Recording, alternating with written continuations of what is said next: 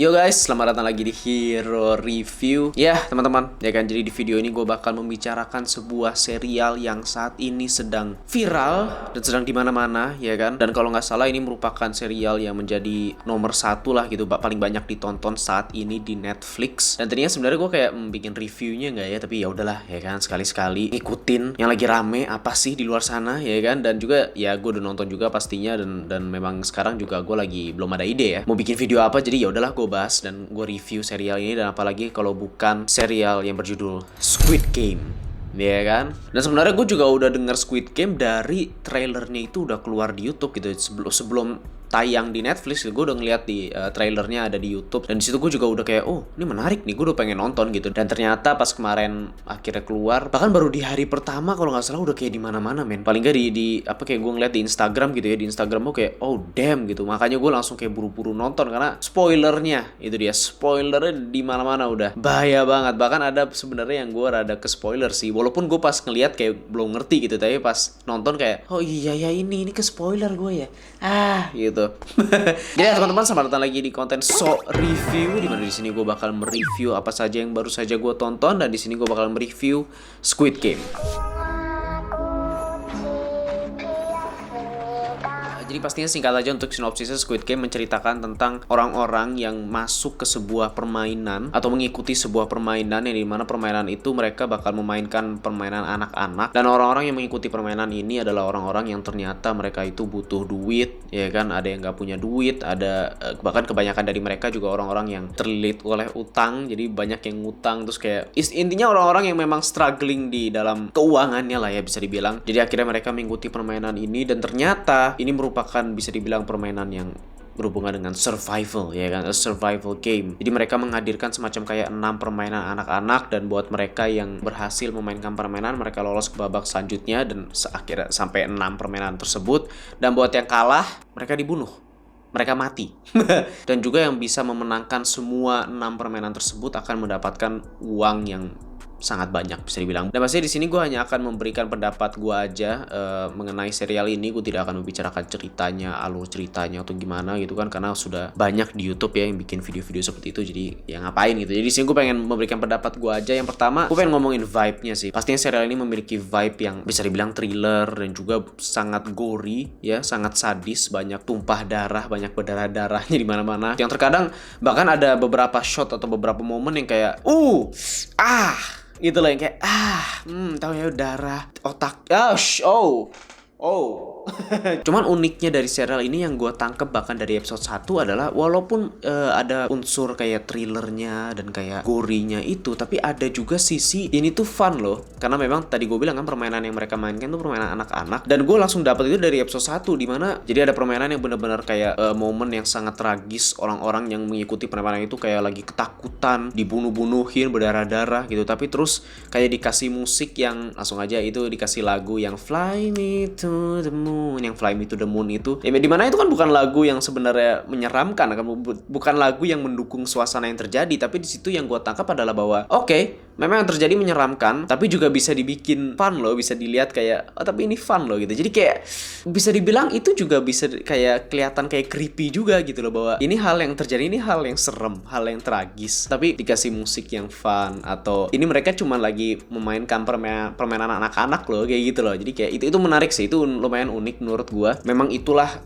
vibe atau suasana yang mereka ingin hadirkan gitu, dan menurut gua sih semuanya juga pas gitu. Selain permainan segala macam, ada juga momen yang lagi sedih, momen yang lagi memang yang memang lagi serem. Tidak, ini bukan fun doang, memang ada momen yang memang lagi serius, lagi serem, orang lagi bener-bener bunuh-bunuhan. Itu lagi momen yang menegangkan, itu juga dapet feel-nya. Ada momen yang lagi membingungkan. Pokoknya semua momennya sih menurut gua, atau suasana yang lagi dihadirkan itu pas aja sih. Dan untuk ceritanya sih di awal kayak rada misterius, dimana mereka pas pertama kali masuk ke tempat permainannya itu, dan kayak menegangkan gitu, tapi juga membuat gua kayak penasaran lanjutannya ceritanya gimana. Terus tapi kelanjutannya lagi terutama di episode 2 mereka langsung menghadirkan kisah setiap karakternya untuk memperjelas siapa masing-masing karakter, kepribadiannya seperti apa, sifatnya, dan juga pastinya tujuan mereka, kenapa mereka ingin masuk dan mengikuti permainan ini, latar belakang mereka, kehidupan mereka. Itu sangat lebih dari cukup bahkan menurut gue. Lo langsung mengenal dan peduli dengan setiap karakter-karakternya ini. Dan setelah itu sih tinggal kayak membuat gue tertarik aja sih permainannya ini bakal apa lagi gitu kan. Terus juga dan bagaimana karakter-karakter ini akan melalui hal tersebut. Tapi juga menarik dari ceritanya itu ada sisi lawannya, yaitu sisi yang bikin gamenya itu yang orang-orang yang cuman pakai baju warna pink, terus ada kayak lambang kotak segitiga bulat kayak lambang PS gitu kan. Jadi ada sisi lawannya itu, ada sisi mereka juga yang tadinya gue pikir pas pertama kali nonton kan, pas awal nonton cuman kalau gue pikir orang-orang doang nih bakal survive doang ngikuti permainan yang mungkin kita nggak pernah tahu gitu, yang misterius gitu. Tapi ternyata diceritain juga sisi mereka, dimana mereka itu ternyata juga orang juga gitu. Itu bukan alien atau robot gitu ya di balik topeng itu, enggak, mereka orang juga yang memang sedang bekerja gitu. Jadi ada konflik dan cerita di sisi itu gitu. Walaupun pada akhirnya yang lebih gua pedulikan sih yang memang mengikuti permainan itu, yang memang trying to survive the game, itu yang lebih gua pedulikan. Tapi menarik aja untuk melihat oh ternyata di balik itu begitu gitu. Dan tadinya gue pikir saat lagi nonton itu kedua sisi atau cerita dari kedua sisi ini bakal clash, dalam artian bakal yang ikut permainan bakal menyerang orang-orang yang bikin ini, atau mungkin bakal gimana, bakal ada gangguan atau semacam kayak hambatan untuk permainannya untuk dilanjutkan gitu. Tapi ternyata nggak ada, maksud gue tidak begitu ada crossover di antara kedua sisi ini gitu. Ternyata ya udah masing-masing ya ini ada kesimpulannya, yang ini juga ya udah ada kesimpulannya, dan lu kayak mengikuti dua cerita yang berbeda tapi ya nyambung ya, cuman maksudnya dua sisi aja gitu, tidak akhirnya nyambung atau clash gitu. Terus selain itu juga pastinya gue ingin sangat appreciate adalah settingnya, tempatnya, setnya segala macam itu keren banget, man. It's just so cool. It's a real set. Itu set yang beneran mereka bangun, mereka buat tempatnya. Itu juga menandakan bahwa menurut gue ya itu bahwa kalau lu menggunakan real set yang beneran ada, rasanya tuh lebih dapet gitu. Suasananya tuh lebih dapet dibanding menggunakan green screen ya gitu. Dan itu gue sangat merasakan itu gitu dari pas lagi nonton Squid Game ini. Dan itu menandakan bahwa ya produksinya gila-gilaan sih. Kayak gue inget banget pas di episode 1 gitu ya, reaksi gue pas lagi nonton itu kayak mirip banget sama karakter-karakternya yang di seri ini, yang pas mereka pertama kali ngeliat tuh yang tempat ruangannya yang mereka lagi tidur itu tuh, terus kayak ruangan kosong isinya kayak tempat tidur gitu, terus kayak reaksi gue beneran kayak karakter di situ gitu, kayak ini seri niat men produksinya. Damn. Kayak misalnya contoh kayak yang tangga-tangga itu tuh, yang tangga kemana-mana, yang tangganya warna-warni, itu apa-apaan woy. Itu padahal scene setiap mereka melalui tangga-tangga tersebut itu basically scene transisi doang gitu, dari mereka yang tempat mereka tidur ke tempat atau lokasi permainannya gitu kan. Itu cuma transisi doang, dan isi scene-nya cuma kayak karakter-karakternya memikirkan apa yang terjadi sebelumnya, atau mungkin sedang mempertanyakan ini kelanjutannya bakal apa nih permainannya gitu. Bener-bener scene transisi. Tapi bro, lu lihat setnya men, buset. Kan niat banget tuh, orang mau kemana aja gue nggak tahu arahnya, padahal mereka mau ke tempat lokasi yang sama, tapi kayak tangganya sampai kemana-mana gitu. Itu ya itu contoh aja. Itu gue jujur suka banget sih kayak yang ruangan yang tempat mereka tidur itu, kayak I don't know, it's just so cool to look at.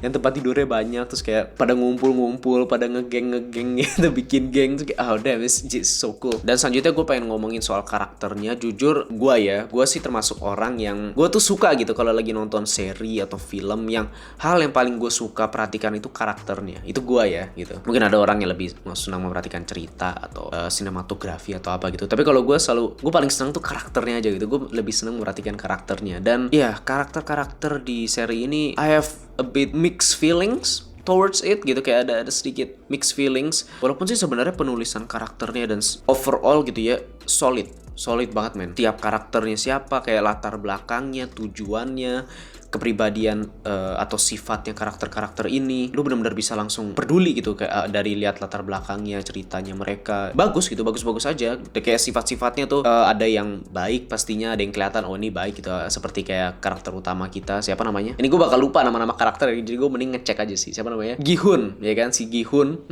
Lu udah lihat lah dia orangnya baik gitu. Terus juga ada yang kayak memang dari awal udah kelihatan dia brengsek nih kan. Nih orang nih brengsek udah kelihatan. Ada yang mungkin curang, ada yang kayak akan melakukan apapun untuk menang, ya kan? Tapi juga ada yang tidak ingin melakukan ini tapi dia butuh duit, jadi ya udah ikut gitu. Jadi lu bisa langsung dapet siapa karakter-karakter ini. Tapi yang gue sangat seneng itu terutama pada perkembangan atau development setiap karakter ini akan dampak yang hadir karena mengikuti permainan-permainan ini dan akan membawa mereka ini kemana ujungnya gitu dengan sifat mereka yang berbeda-beda gitu. Jadi itu gue suka banget. That is solid. But nggak tahu ya, gue nggak begitu like, I'm not a fan of film atau seri yang have a lot of death, banyak mati dan mati begitu aja, mati di mana-mana. Maksud gue adalah karena apa ya, menurut gue gitu ya, kematian sebuah karakter itu kan artinya menandakan ya akhirnya dari karakter tersebut. Dan kalau karakter itu sudah berakhir, itu perlu adanya kesimpulan. Dan menurut gue ada beberapa karakter yang kesimpulannya kurang aja sih, kesimpulan akan karakter tersebut ya kan, karena banyak yang mati loh. Warning ya, banyak yang mati. Gue tidak hanya ngomongin dampak kayak karakter ini mati, dampaknya adalah ini gitu. Tidak hanya mengenai dampaknya kepada karakter lain atau dampaknya pada cerita. Memang sebenarnya itu pun ada gitu. Ada yang kematian karakter dampaknya itu kepada karakter lain. Ada yang kematiannya itu dampak pada cerita dan plotnya. Tapi gue ngomongin atau terutama pada kesimpulan karakternya itu sendiri. Just the character itself tuh yang menurut gue kurang. Dan kayak gue setelah kayak gue mengikuti nih latar belakangnya, ceritanya begini, terus gue kayak sudah peduli dengan beberapa karakter ini, dan tiba-tiba just cut off, mati dah. Habis itu ya udah gitu, nggak ada kesimpulan dari karakter tersebut, nggak ada setelahnya gimana, nggak ada. Dan bahkan sebenarnya ada karakter yang muncul entah dari mana dan peran dia tuh rasanya kayak rada maksa gitu. Walaupun tidak semua ya, gue nggak bilang semua karakter seperti itu, cuman itu. Dan gue juga tidak ngomongin karakter-karakter yang cuman figuran doang yang memang muncul ya sekali-sekali doang gitu. Gue nggak ngomongin karakter-karakter itu ya kalau mati ya udah. Maksud gue kan terkadang karakter ada screen time-nya, dan maksudnya kesimpulan akan kematian dia harus sebanding dengan seberapa lama atau seberapa banyak mereka muncul atau seberapa besar peran mereka saat mereka masih hidup gitu. Dan ya ada yang kayak nggak seimbang aja sih maksud gue. Walaupun lagi-lagi ada beberapa karakter yang pas mati itu suasananya dapat banget ya, sedih. Tapi yang gue bicarakan itu adalah dampak atau kesimpulan setelah mereka mati itu apa. There's nothing ya. Itu yang bikin gue kayak rada ganggu aja sih buat gue. Tapi selain itu sih main karakternya oke. Main karakternya gue suka. Siapa namanya, Gi-hun tadi. Dia kayak orang yang biasa aja. Dia bukan orang yang kayak orang yang hebat atau bisa begini. Dia benar-benar walaupun kadang rada kayak sangat beruntung ya. Dia benar-benar mengandalkan keberuntungan aja. Kadang sangat beruntung. Bahkan ada yang ini bukan keberuntungan namanya. Ini kayak kok bisa menang? Ada itu ya kan.